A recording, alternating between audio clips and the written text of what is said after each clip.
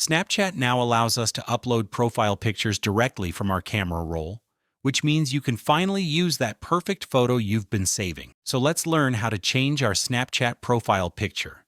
And you don't need to use Bitmojis or create avatars anymore. You can use literally any photo from your photo gallery, so just follow my steps.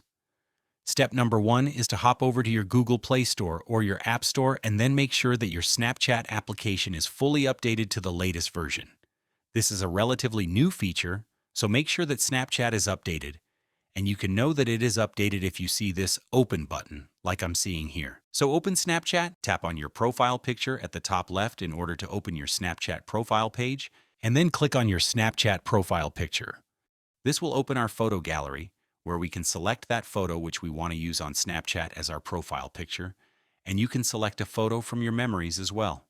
I'm now going to zoom in a little bit and crop it, and then confirm.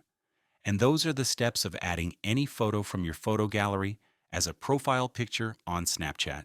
Thanks a lot for watching, and enjoy!